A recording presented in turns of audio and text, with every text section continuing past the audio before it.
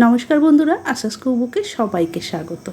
আজকে আমি তোমাদের সাথে শেয়ার করব আলু পটলের একটা সম্পূর্ণ নিরামিষ রেসিপি, যেটা আমিষ রেসিপিকেও টক্কর দেবে। এতই সুস্বাদু হয়, বানানো ভীষণ সহজ, মুখে স্বাদ লেগে থাকার মতো এই আলু পটলের রেসিপিটা। একবার হলেও তোমরা কিন্তু অবশ্যই এইভাবে বানিয়ে দেখবে, বাড়ির সবাই ভীষণ পছন্দ করবে। তাহলে চলো দেখে নেওয়া যায় কীভাবে আলু পটলের এই নিরামিষ রেসিপিটা বানিয়েছি। তোমরা পুরো ভিডিওটা দেখো, আশা করি তোমাদের ভীষণ ভালো লাগবে। আর অবশ্যই ভিডিওটা দেখার সময় একটা সবাই লাইক করে দিও। তাহলে চলো এবার দেখে নেওয়া যায় কীভাবে বানিয়েছি। এখানে আমি পটল আর আলু কেটে নিয়ে আগে ভালো করে জল দিয়ে ধুয়ে নিয়েছি।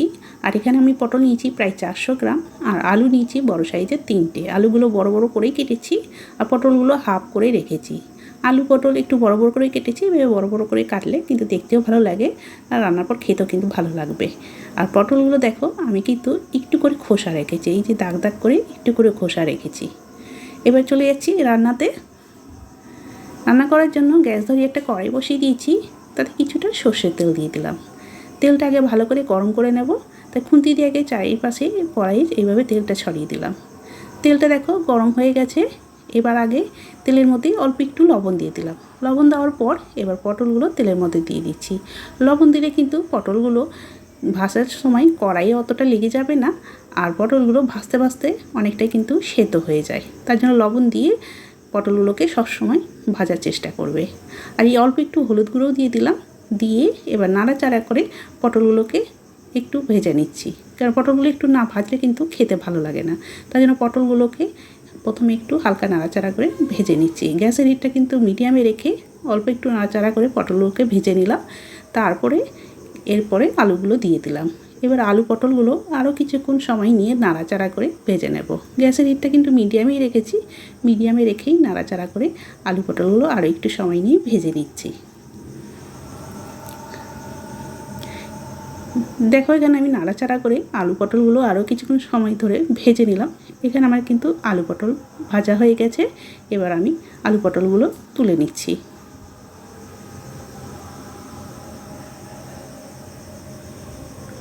আর লবণ দেওয়ার জন্য কিন্তু পটলগুলো ভাজতে ভাজতে অনেকটাই কিন্তু নরম হয়ে গেছে, আর কড়াইটা দেখো খুব একটা কালো হয়নি।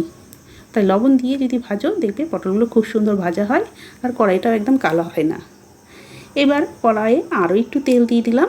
এবার তেলটা আবার একটু গরম করে নিচ্ছি। দেখো তেলটা গরম হয়ে এসেছে। এবার ওর মধ্যে ছোটো সাইজের তেজপাতা 2টো দিলাম, 1 টুকরো দিলাম দারচিনি, 2টো এলাচ, আর 2টো দিলাম লবঙ্গ, আর হাফ চামচ দিলাম গোটা জিরে। এই ফোড়নগুলো একটু একদম লো হিটে অল্প একটু ভেজে নেব। এটা ভাজা হতে থাক, ততক্ষণ আমি মশলাটা রেডি করে নিচ্ছি। দেখো একটা বাটিতে আমি আগে থেকেই 1 চামচ আদা বাটা, হাফ চামচ কাশ্মীরি লঙ্কার গুঁড়ো, 1 চামচ ধনে গুঁড়ো, 1 চামচ জিরে গুঁড়ো, আর 1 চামচ হলুদ গুঁড়ো দিয়ে রেখেছিলাম। এবার অল্প একটু জল দিয়ে মশলাটা ভালো করে গুলে দিচ্ছি।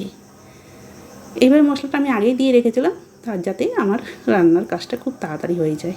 মশলাটা ভালো করে দেখো জল দিয়ে ভালো করে পেস্ট তৈরি করে নিলাম। এবার ফোড়নটাও ভাজা হয়ে গেছে, মশলাটা তেলের মধ্যে দিয়ে দিলাম। দিয়ে একটু নাড়াচাড়া প্রথমে করে নিচ্ছি, তারপরে মশলা বাটিটা ধুয়ে আরও একটু জল দিয়ে দিচ্ছি। যেহেতু বাটিতে একটু মশলা লেগেছিলো তাই আরও একটু জল দিয়ে দিলাম। দিয়ে এবার নাড়াচাড়া করে মশলাটা একটু ভেজে নেব, যাতে জিরে, আদা, ধনে গুঁড়ো এগুলোর কাঁচা গন্ধ না থাকে। তার জন্য অল্প একটু নাড়াচাড়া করে আগে একটু ভেজে নিচ্ছি। গ্যাসেরটা কিন্তু একদম লোয়ে রেখেছি, লোয়ে হিটে রেখেই মশলাটা ভালো করে ভেজে নিচ্ছি। লো হিটে কিন্তু মশলাটা যত কষাবে তাহলে মশলা কিন্তু টেস্ট তত ভালো হবে। দেখো কিছুক্ষণ সময় নিয়ে কষিয়ে নিয়েছি, তেল ছেড়ে দিয়েছে। এইবার একটা বড় সাইজের টমেটো পেস্ট করে নিয়েছিলাম, সেই টমেটো পেস্টটা দিয়ে দিলাম। টমেটো পেস্ট করে দিলে যে রান্নার কালারটাও সুন্দর হবে, তার সাথে গ্রেভিটাও কিন্তু খুব ভালো হয়। তার জন্য টমেটোটা পেস্ট করে দিলাম। দিয়ে এর সময়তেই কিন্তু আমি পরিমাণ মতো লবণ দিয়ে দিলাম। দিয়ে এবার একসাথে সব কিছু নাড়াচাড়া করে ভালো করে মশলাটা কষিয়ে নেব। এইভাবেই একটু লো হিটে রেখে দেবো, তাহলেই তার মশলাটা কিন্তু খুব সুন্দর কষানো হবে। লো হিটে কিছুক্ষণ ওইভাবেই রেখে দিয়েছিলাম, তারপরে আবার নাড়াচাড়া করে নিচ্ছি। মশলাটা দেখো আস্তে আস্তে কিন্তু তেল ছাড়তে শুরু করেছে, মশলাটা সুন্দর কিন্তু কষানো হয়ে গেছে। এবার 2 চামচ টক দই ফেটিয়ে রেখেছিলাম, সেই টক দই 2 চামচ দিয়ে দিলাম। দিয়ে আবারও ভালো করে নাড়াচাড়া করে নিতে হবে। আর টক দইটা দেওয়ার সাথে সাথে কিন্তু একদম নাড়তে হবে, না হলে কিন্তু অনেক সময় কী হয় টক দইটা কেটে যায়। মানে ছানা ছানা হয়ে যায়। তাই টক দইটা দেওয়ার সাথে সাথেই নাড়াচাড়া করতে হবে, আর গ্যাসের হিটটা কিন্তু লোয়েই রাখতে হবে। এইভাবে নাড়াচাড়া করে ভালো করে আবার কষিয়ে নিচ্ছি। আর মশলাটা কষানোর ওপরেই কিন্তু রান্নার স্বাদ নির্ভর করে, তাই যত মশলাটা সুন্দর কষানো হবে রান্নার টেস্ট কিন্তু তত ভালো হবে। দেখো খুব সুন্দর করে কষিয়ে নিয়েছি, তেল ছেড়ে দিয়েছে মশলা থেকে। এবার ভেজে রাখা আলু পটলগুলো মশলার মধ্যে দিয়ে দিলাম, দিয়ে আবার একটু নাড়াচাড়া করে ভালো করে এভাবে আলু পটলের সাথে মশলাটা আর একটু নাড়াচাড়া করে কষিয়ে নিচ্ছি। এইভাবে যদি আলু পটলের রান্না করো দেখবে স্বাদ কিন্তু খুবই সুন্দর হবে। মাছ মাংস ছেড়ে সবাই এটাই খেতে চাইবে, এত টেস্টি হয়। আর রান্না কিন্তু খুবই সহজ, যে কোনো নিরামিষের দিনে এইভাবে বানিয়ে খাবে, খেতে দুর্দান্ত লাগে। তো কিছুক্ষণ মশলার সাথে নাড়াচাড়া করে নিলাম, দিয়ে বেশ কিছুটা জল দিলাম। জলটা কিন্তু আমার এখানে উষ্ণ গরম জল ছিল, সেই উষ্ণ গরম জল দিলাম। একটু জলটা গরম করে দেবে, তাহলে রান্নার টেস্টটা ভালো হবে। একদম ঠান্ডা জল দেবে না, হালকা একটু গরম জল করে নেবে। এবার ঝালের জন্য কয়েকটা কাঁচা লঙ্কা চেরা দিয়ে দিলাম, আর এখানে 1 চামচ চিনি দিয়ে দিলাম। যেহেতু টক দই দিয়েছে নিরামিষ রান্না, তাই চিনিটা অবশ্যই লাগবে।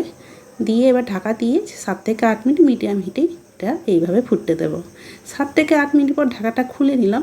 দেখো এখানে কিন্তু আমি আগে দেখিয়ে নিচ্ছি আলুগুলো করে সেদ্ধ হয়েছে না। আলুগুলো দেখো খুব সুন্দর সেদ্ধ হয়েছে, পটলটাও কিন্তু এখানে খুব সুন্দর সেদ্ধ হয়ে গেছে। এবার 1/2 চামচ দিয়ে দিচ্ছি গরম মশলার গুঁড়ো, আর এখানে আমি 1/2 চামচ দিয়ে দেবো ঘি। যে কোনো নিরামিষ রান্নায় ঘি দেবে, রান্নার স্বাদ কিন্তু দ্বিগুণ হয়ে যাবে। ঘি দেওয়ার পর এবার গরম মশলার ঘি আর একটু নাড়াচাড়া করে ভালো করে মিশিয়ে নিচ্ছি। মিশিয়ে নিলে কিন্তু এখানে আমার আলু পটলের কোরমা একেবারে রেডি। গ্যাসের হিটটা অফ করে দিলাম, আর এই রকম একটা রান্না করে সার্ভ করবে, দেখবে দারুণ লাগবে খেতে, সবাই ভীষণ পছন্দ করবে। আর বন্ধুরা, সার্ভ করতে করতে তোমাদের বলছি, তোমরা যদি কেউ নতুন হয়ে থাকো তাহলে অবশ্যই আমার চ্যানেলটিকে কিন্তু সাবস্ক্রাইব করে রেখো। আর আজকে আমার এই ভিডিওটা কেমন লাগলো তোমরা অবশ্যই কমেন্ট করে জানাবে। আর যদি ভালো লেগে থাকে বন্ধু আর ফ্যামিলির সাথে বেশি বেশি করে শেয়ার করে দিও। আর তোমরা কিন্তু অবশ্যই এইভাবে স্টেপ বাই স্টেপ ফলো করে এইভাবে আলু পটলের কোরমা বানাবে, দেখবে খুবই ভালো লাগবে। সামনেই নববর্ষ আসছে, নববর্ষের সময় এইভাবে বানিয়ে খাবে, দেখবে খুব ভালো লাগবে খেতে। তাহলে বন্ধুরা, আজকের মতো আমি এখানে শেষ করছি। আবার একটা নতুন রেসিপি নিয়ে চলে আসবো। সবাই ভালো থেকো, সুস্থ থেকো। সবাইকে অনেক অনেক ধন্যবাদ জানিয়ে আজকে আমি এখানেই শেষ করলাম।